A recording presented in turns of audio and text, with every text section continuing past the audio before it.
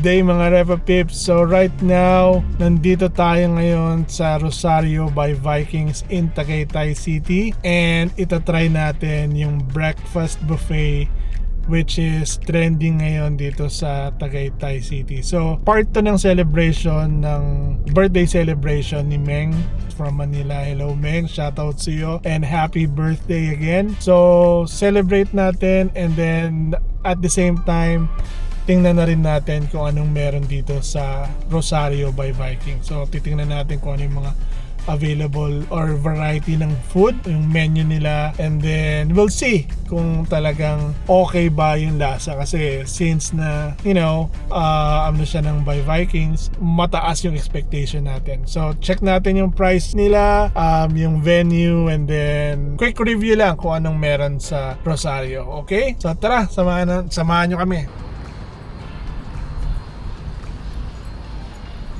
So, dito lang to, tapat ng Summit Ridge, Tagaytay. Well, kung familiar kayo dun sa Winds by SMDC and then yung Starbucks dito sa Summit Ridge, then it's right in front of them yung Rosario. So, hindi nyo mamimiss. And of course, searchable siya sa Waze naman eh.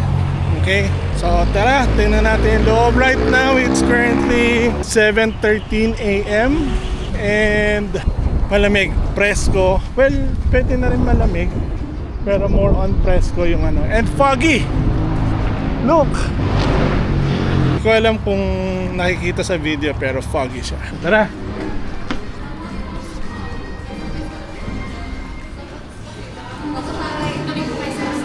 Morning! Enjoy your breakfast po. Enjoy, sir. Thank you!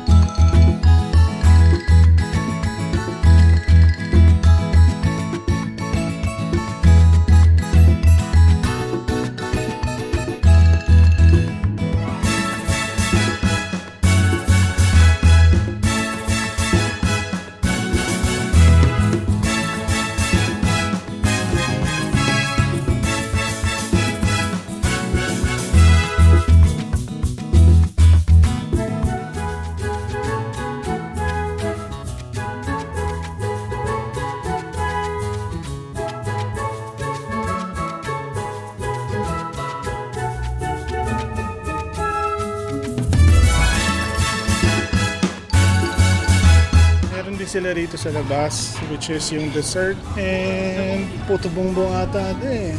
Oo, may puto bongbong sila.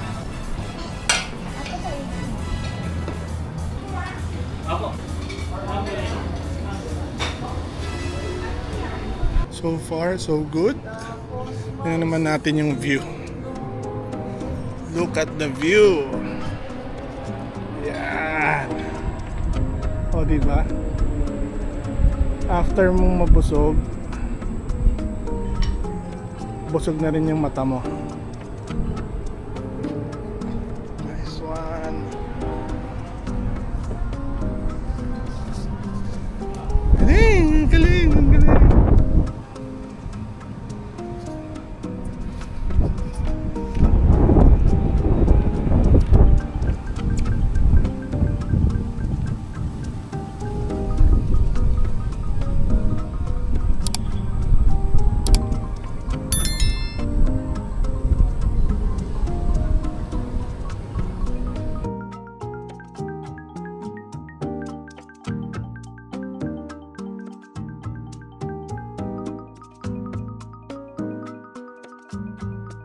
It's time. Kain naman tayo. Good morning. Good morning. Morning. Ryan, how are you? Morning, auntie. Morning. Oo nga. Tayo. Yeah. Happy birthday. Thank you. Say hi. Hi. Yun. Ngayon yan. Ay, yeah. Bilis ah.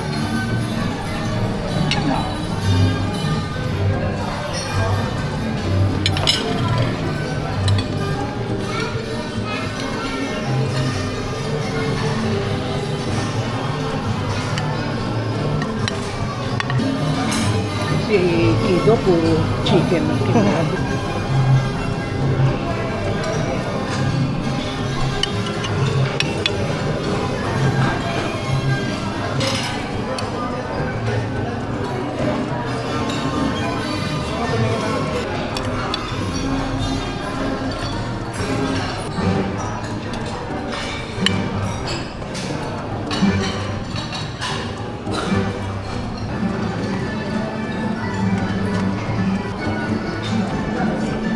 Yan for the first round. Tingnan natin kung masarap. Let's go!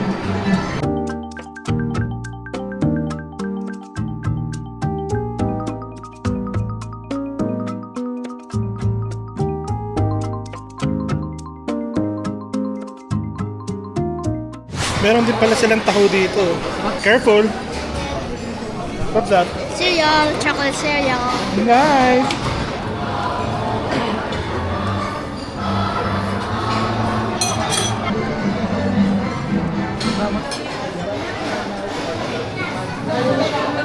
Round 2. Ano yung recommended? Tayo po sir. Choices niyo. Sige yan. Konti lang, tapos konting white onion. Tsaka mushroom, tapos ano to, ham? Luncheon meat po. Yeah, tsaka luncheon.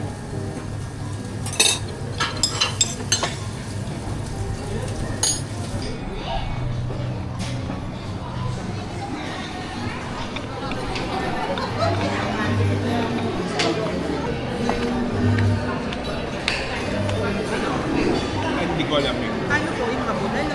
Ready for round 2. Longganisa, corned beef, sausage, hakaw, bacon, and omelette. Let's go! Happy birthday!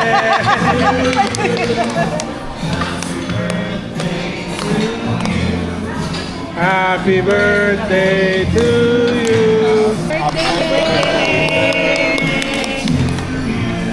Picture, picture! Yay!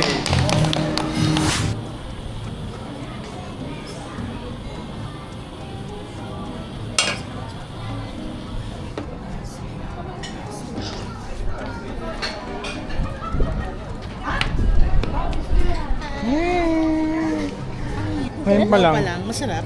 This? sabi masarap.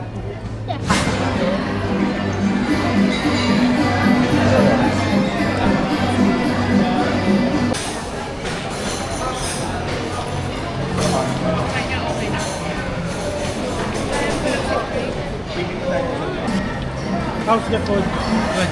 Anong favorite mo dun sa mga kinuha mo? Longganisa. Longganisa? Tsaka ano pa? Dessert. Dessert ka na? Ako, yung longganisa rin. Tsaka hakaw. Sarap yung hakaw pero parang na-oversteam siya. And now, sa dessert, brownies and parang chocolate cereal ba yun? Yan, masarap din.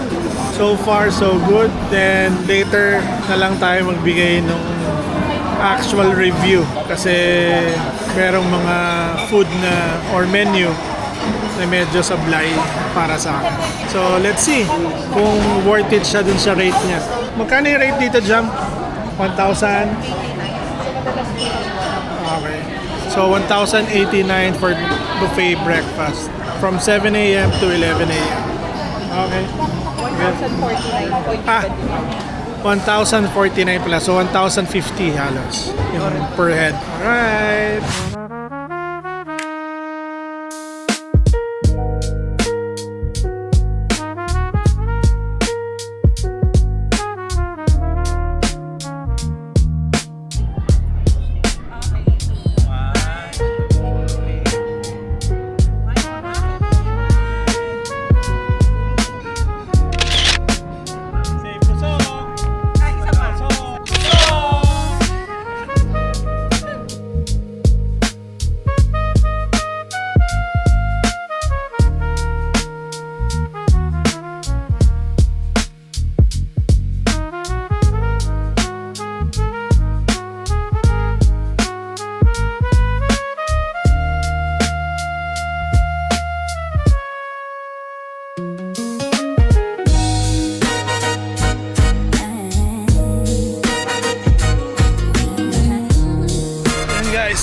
Tapos na tayo sa Rosario. Now, papunta naman tayo sa Pink Sisters. Dadaan natin yung mga senior natin. Hindi, yung birthday celebrant nag-request.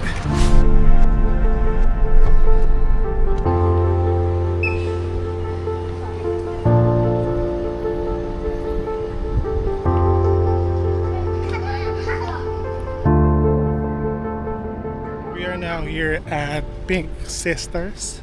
Puntahan lang natin yung Adoration Chapel, and then I believe meron pang mga areas na pwede nating bisitahin dito. It's a Sunday, so it's worthwhile na puntahan na rin natin itong lugar na to. This is a popular spot dito sa Tagaytay. Kung nung mga before pa na ni years, tagal na rin tong lugar na to na binibisita, pinupuntahan ng mga parishioners or pwede na rin sigurong tourist kasi it's very calming and maganda rin naman yung lugar nila. I mean the venue itself. So they have gift shop. This is run by sisters.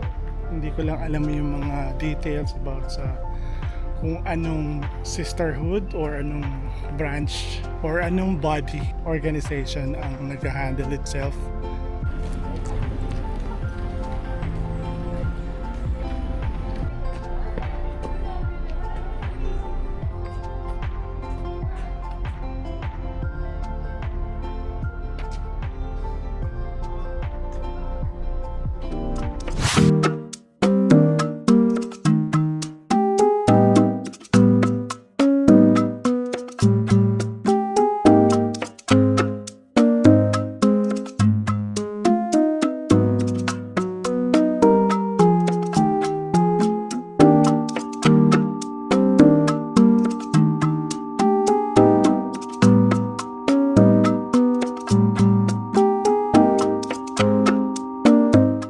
Okay, so nakabalik na tayo sa bahay and gusto ko lang magbigay ng quick review about dun sa Rosario by Vikings sa Tagaytay. So, okay naman siya. I'll give it a 8 out of 10.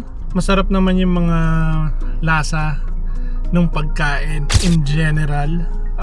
Although there's no really surprising na menu kasi very basic yung variety ng food na available sa kanila, like yung garlic rice, yung tinapa, lugaw, corned beef, you know, the typical breakfast menu na available sa atin. So walang striking, yun lang yung roast beef ang medyo kumbaga parang premium na option for breakfast, and of course yung bacon and omelette nila. Then plus na rin yung puto bongbong and bibingka.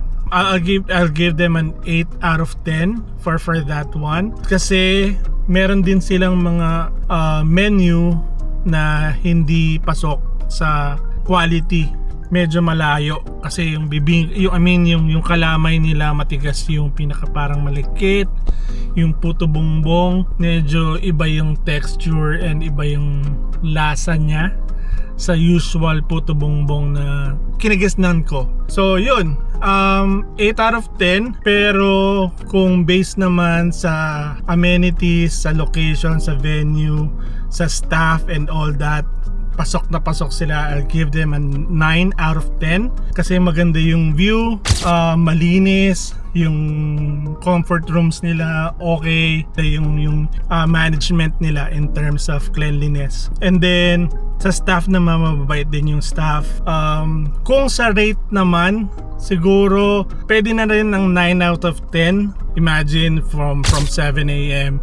Nagstay kami doon almost until 10 a.m. kasi talagang halos gusto namin talagang sulitin, and we took time kasi part na nga rin yun na celebration ng birthday ng relative namin. So yun, with that, I would say na it's highly recommendable, lalo na kung kasasama niyo yung pamilya niyo. You can do birthdays kasi nag-inquire din kami doon. Meron silang mga function rooms. I just wanna give you a quick review on that para naman kung sakaling gusto nyong itry din yung Rosario by Vikings, meron na kayong reference using my video. So yun mga Repa Peeps, so kung na-enjoy mo yung video na to, feel free to subscribe and click mo na rin yung like and share mo na rin yung video para naman pumasok tayo dun sa algorithm ng YouTube para mas marami pang makakita and marami pang makapanood ng video natin. Okay?